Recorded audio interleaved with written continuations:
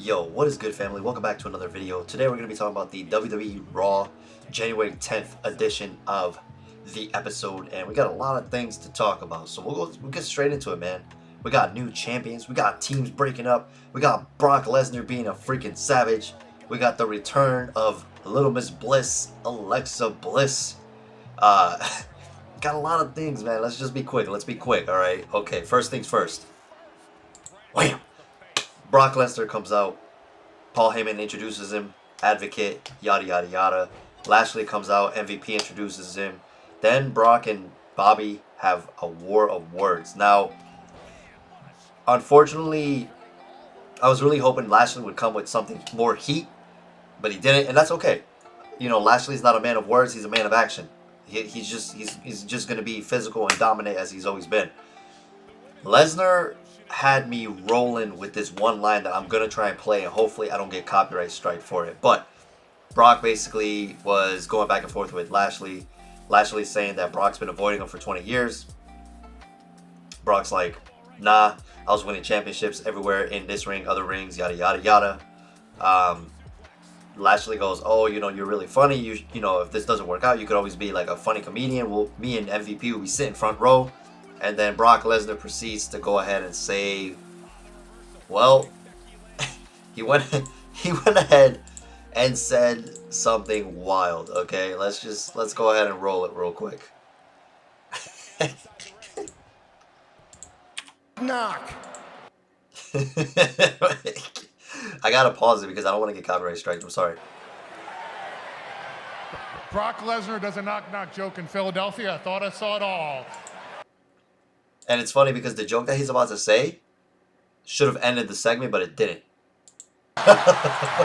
Dude, the crowd was like dying like that, I started dying even more because I wasn't expecting them to laugh like that, like, or to react like that. I just thought, you know, I just thought they were gonna be like, oh, that's crazy, wow, like, but I didn't expect them to be like, oh, like, you know what I'm saying? Like, it was wild, bro. So then what happens after the segment is the Hurt Business, pre to this, were interrupting Lashley, saying that they're probably Heyman, yada yada yada. So at the, he tells them that, you know, we're not the Hurt Business anymore, we're going our own ways, right?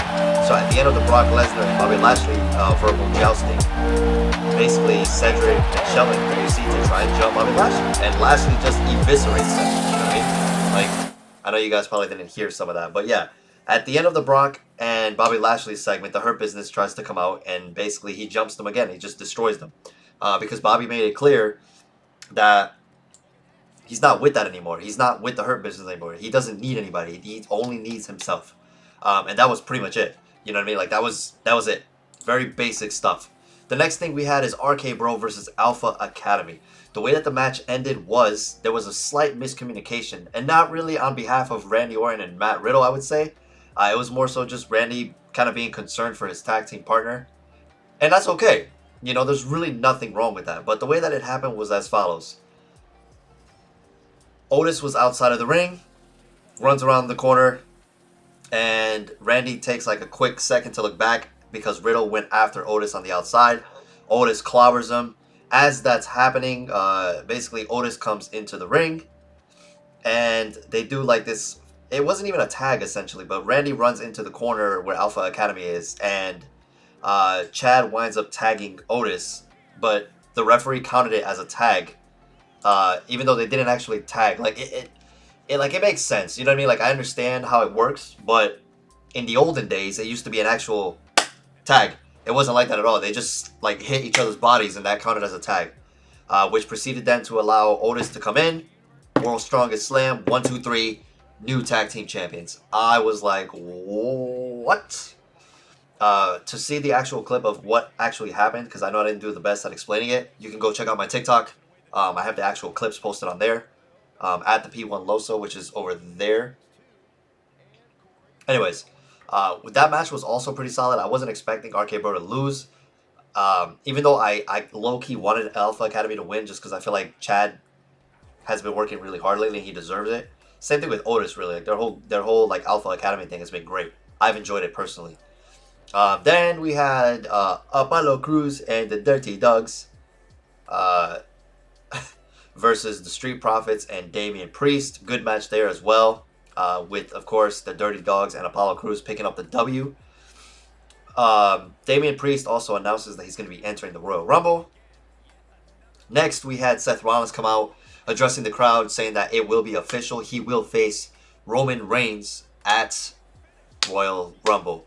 They even showed Jon Moxley in the Shield promo, which means they're still acknowledging all of them. So what could this mean for the Forbidden Door down the line, right? What WWE's trying to do right now is get one man to enter the men's Royal Rumble from another company.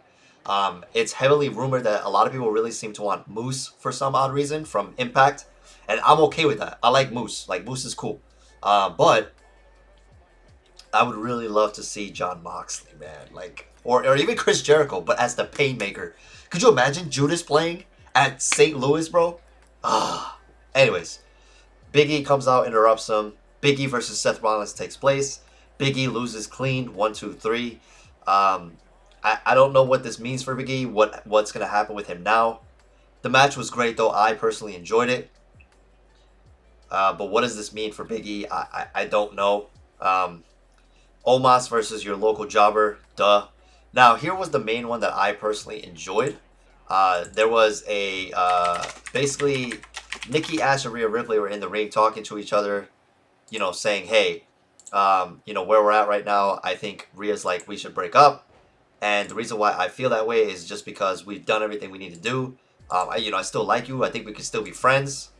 But as soon as that, started happening, I guess you could say. Let me go ahead and pause this real quick. So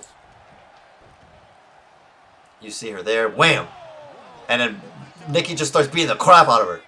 And to be honest with you, like, I gotta be honest with you, okay? I really thought, like, if you would have asked me, like, a few weeks ago, I would have said, for sure, Rhea, right? But the way that Rhea just stood so squeaky clean and babyface, I'm like, nah, man, because they've also been having Nikki lose a lot. So, like, they obviously want to keep Rhea looking strong, which means that Nikki's going to be the one to turn heel. I even posted on my TikTok, I was like, how great would it be if we got Nikki Cross back? And I said it week after week for the last, like, maybe 2 to 3 weeks. I was like, Nikki taking this pin, eventually we'll get her to a breaking point, which will in turn cause either her to go back to Nikki Cross or create some sort of Nikki almost a super villain origin story, which I think would be pretty sick.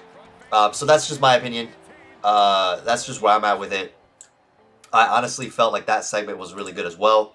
The acting was a little sloppy, but again, it got the point across. We had AJ Styles versus Austin Theory. Now, this is the part that pissed me off about this whole show. Like, everything was great, except this segment, and I'm going to explain why. AJ Styles and Austin Theory started having great matches. Styles was taking them to school. Grayson Waller shows up and starts attacking Styles, causing the disqualification. He then proceeded to let Austin Theory take a selfie with Styles before basically AJ recovered and then started fighting Waller and sent them off running. But here's the part that aggravated me. Austin Theory was part of the way, right? Duh. Why would he let someone he knows took out his father and not get revenge on him? Like, not even acknowledge it. Like, not even be like, yo, you better watch your back and never attack my dad again. Or, or say something like, I haven't forgiven you for what you did to my father. And, like, shoves him out of the way or something. And then just lets him handle his business. Because they're both still technically heels, so it could work. He could have said something along the lines of, like, don't think I forgot about what you did to my dad. Or something like, or, I know he's like buddies with Vince McMahon now, but like, Johnny was like a father figure to him. And they were really good together, like, with the hand thing, you know what I mean? Like, or to make it even better, they didn't even have to acknowledge all of that. They could have Austin could have just gone for the hand thing with Grayson Waller. Or something like that. I don't know. Let me know what you guys think about that. Do you think it was done right? Do you think they should have mentioned the way thing? They probably didn't mention Johnny Gargano because he's no longer on the contract, but they still could have mentioned the way in some shape or form. I don't know. That was just me. My opinion. Okay? My opinion. Last but not least, we have Alexa Bliss. Okay? Now, Oh my god. Oh my god. It's so good to have her back, bro. Like a lot of people. Okay, let me turn this down. Turn this down. Now, a lot of people were saying, "Oh, Alexa Bliss coming back as this character just doesn't work." Blah blah blah. Hear me out, right? There's only one of two ways that this could go. I mean, well, I mean, it could be a couple of different ways, but this therapy could lead to her returning to either the goddess or a new character. The second thing it could lead to is she could be becoming Lily, because they showed a clip here of her losing to Charlotte not Survivor Series. I can't remember the pay-per-view. I apologize. I'm so sorry. Night of Champions, maybe. Hell in a Cell. Who the hell knows? I can't remember. Anyways, Charlotte Flair destroyed Lily, and Alexa was distraught.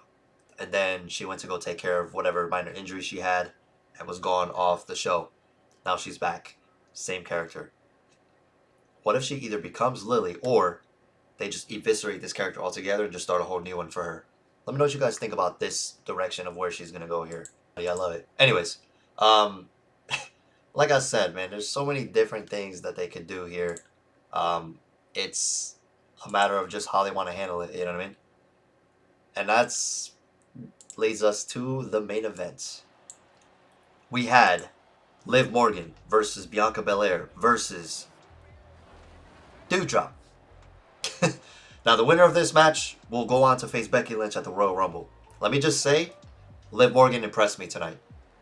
I think she's been doing well, and I think she's gotten a hell of a lot better since her run-in with Becky. But this match, in my opinion, brought her to that next level. I don't know what it was. Maybe I'm the only one that was reading into it, perhaps, and that's okay. We're all fans. We all have opinions. I think she did really well this match, and although she ate the pin, she looked really strong. What basically caused her technically to lose the match was Becky got involved when Bianca was technically going to win the match when she hit the KOD and was going to pin Liv regardless. But then Becky stepped up, took out Bianca, threw her over the table, and Doudrop got the pin on Liv Morgan. So now it's going to be Doudrop versus Becky Lynch at Royal Rumble, which leads me to believe that my original plan is going to be in place. Liv Morgan will go on to win the Royal Rumble. That's my pick. And that's all I got for you guys today, man. If you guys enjoyed today's episode, feel free to drop a like, comment, and or subscribe. Thank you again for watching. As always, I appreciate each and every one of your faces. Check out the links down below. Peace.